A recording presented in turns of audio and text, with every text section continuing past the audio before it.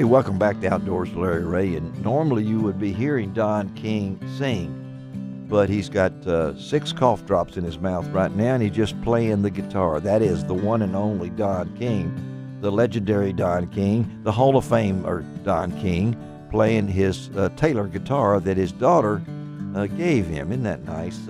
We thank our sponsors like the TWRA, and we thank Barton Power Sports out of West Memphis, Jonesboro, and Forest City, and soon to open, maybe today, who knows, in Memphis. And then, of course, Brian Reed and all the good folks at Best Care Home Service, and, of course, Sportsman's Warehouse, David Humphreys and all those guys. Don, welcome. Yes, sir. Welcome to you and Betsy Woods, this is our May show, and Gene Smith, of course, is my interpreter here. He's in. I'm doing the sign language for the blind. Yeah. There's a moment of silence on the radio right here, and you ought to see what he's sign languaging to right now, because he thinks that, anyway, he is filling in for Ron Wong and Bill Cooksey. It takes 2 of them, but all of us, well, not all of us have our life jackets on. One person has not put hers on yet. She has to take the picture. Yep. But we are, Betsy Woods and Don King are over there. And Don, I know that, what is all this red stuff that's over around y'all? What is that, Betsy? What is this? Yeah, Betsy, tell them about that. Tell them about that. Well, we touched a little bit earlier about how popular the paddle sports is becoming with the canoes, and the fishing kayak has just exploded. I mean, that is the thing now. And we have created some, they look like onion sacks. They do look like it, potato sacks or whatever it might be. Yeah. They are, but they have a little message on them, and they're paddlers they're litter bags. They're little bags. Litter bags, and they have a little etiquette tips for paddlers as they encounter fishermen, and just some safety messages. And like I said, they're like an onion bag, so water goes through them, and you can take them and pick up litter if you're on the water. And we give them deliveries to clubs, whoever needs any. We have these potato sacks. Wow, that's new, isn't it? I mean, give them a sample of what some of the tips are there, Betsy. Yeah, river tips for paddlers. Whenever possible, stay in the main flow while paddling past anglers or while paddling in heavily fished waters. Yeah. Don't approach casting anglers. Simply don't do that. Smile and nod. Smile. How do you do there, fella? All right. And voices carry well on water. Yes, they do. So avoid shouting when in the presence of other recreationists unless it's necessary for safety purposes. Yeah, how y'all do it? So, and the last one, of course, is wear your life jacket. It could save your life. Amen. That's right. All right. And we all have on our life jackets, our Mustang. Is mine the same as his? It is. It's now Extra small. Greg has his own. It's Mustang. What does that say under there? Survival. And it's got a, what is that? That little fish that looks like a horse. Horsefish. Star. Seahorse. Seahorse. Got a seahorse on there. Yeah. Don's trying to see, but, it's way past his vision.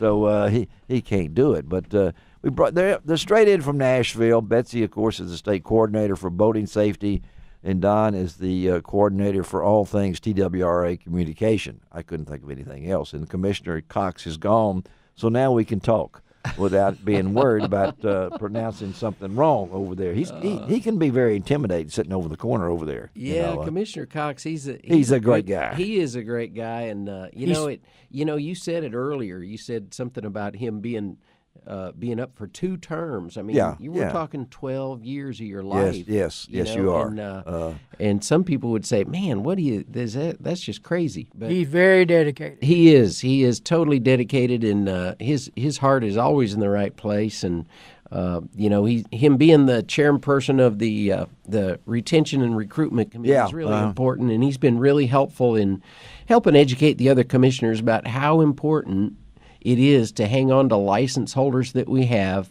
and build a new crop coming up. We're talking about all the fishing rodeos coming up, and Betsy works on that with the boating education, classes going on all over the state. And the commission meetings are, I think he said next week, are going to be setting the hunting season dates. Yes. Which will be very interesting. That's always one of our fun things. at least we don't have to worry about the duck season anymore. We set those about 8 years ahead of time now. So, but next week we'll be at Dayton, Tennessee. At Bryan yes. College, and you can go to tnwildlife.org next week.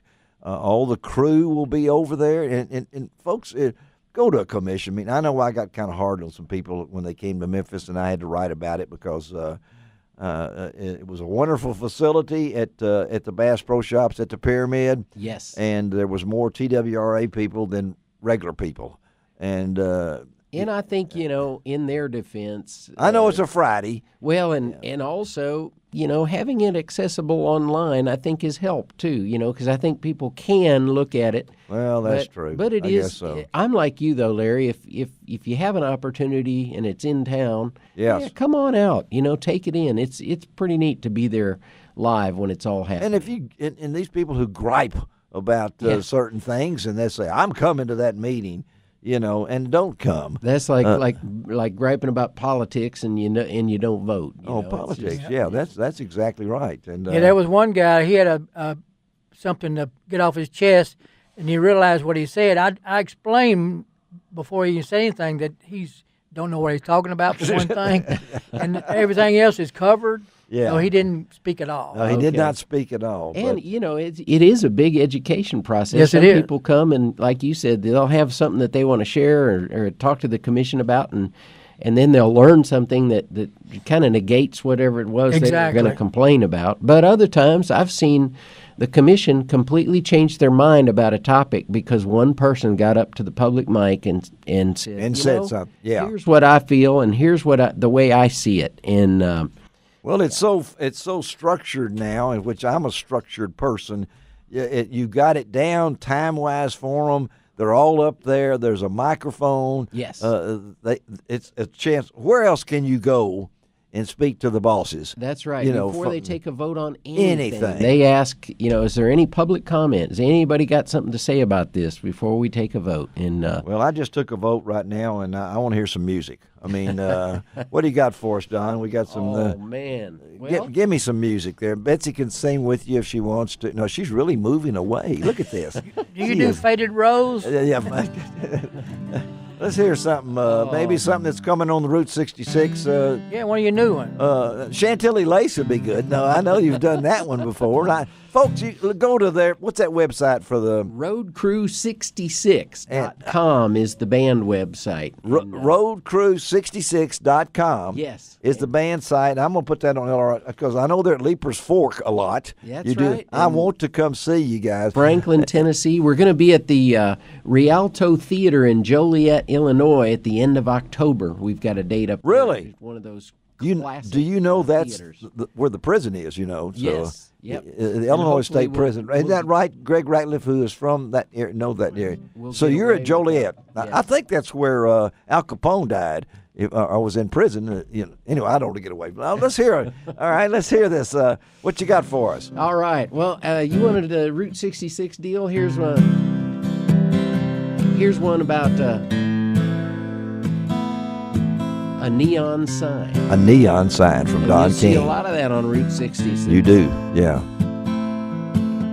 It was Friday night at Pop's Cafe, the place to be on that old highway. Be there by 6 was the word round town, or at least before the sun went down. The whole town gathered, spilled into the street. They'd heard all about it, but they just had to see. Popped through the switch at 7:05. That's when that place really came to life. Under the neon, under the neon, a place in time they'd never forget. The moment that their eyes first met. Under the neon, under the neon. With the flip of a switch, they knew right then things would never be the same again.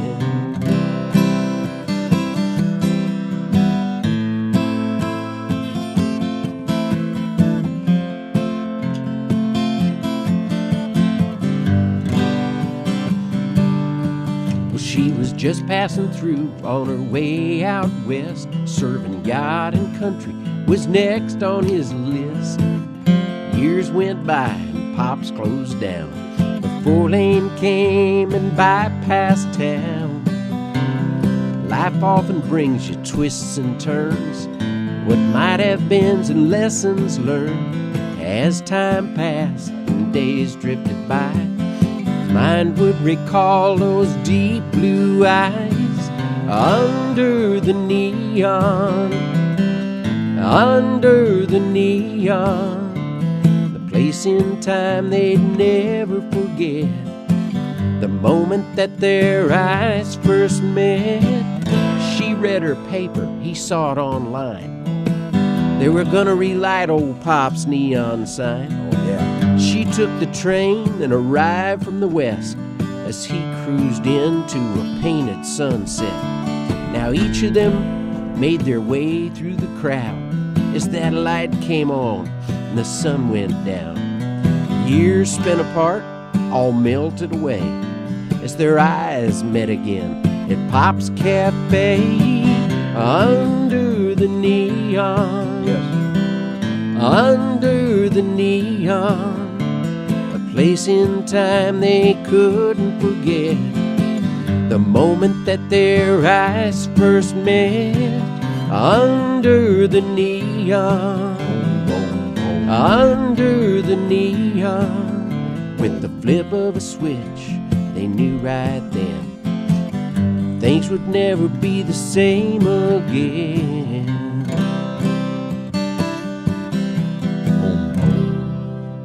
All right. Don King and Under the Neon. Listen to that. Oh, man, wow. That's better than the Grand Ole Opry. Heck yeah.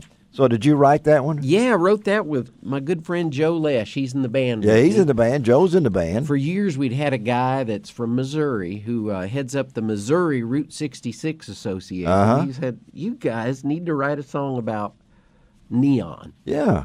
And we thought, man, how do you write a song about neon and make it interesting and kind of, Well, you did, Under the Neon. So hopefully we were able to accomplish that. And, but it kind of reminded me of the movie Cars. Yeah. With the little, that's what that, they were all having that race and everything like that. So that's right. The Road Crew, and of course, Don goes way back. He wrote for Reba McEntire. He's had his recording studio with his dad and the daughter, and been with the TWRA, I think, since 2001. Yeah, about 16 years. That's now, when I started this radio show, and Don, we started together our journey. And his journey continues as my journey will never end until the Lord calls me, and so I will work until the day comes down. There you go. And I'm ready. So. Great friends with Don King, and He's also on the Johnny Carson show when he premiered his Roadkill Bill song. Well, I tell you what, that was a speechless song. I can tell you that right now. Hey, we might save that for the end if we have time. We'll save that for the end. Yeah, we will. All right, let's take a break and come right back, and then we'll switch back to Ron Wong and talk some more fishing with a young man that's had pretty good success, and I might want to get him to write me a check. We'll be right back on Outdoors with Larry. Play us, Don. Come on, strum on out here. We're working your fingers on that Taylor guitar. I played the guitar once. Yeah, only once. We'll be right back. ESPN 790.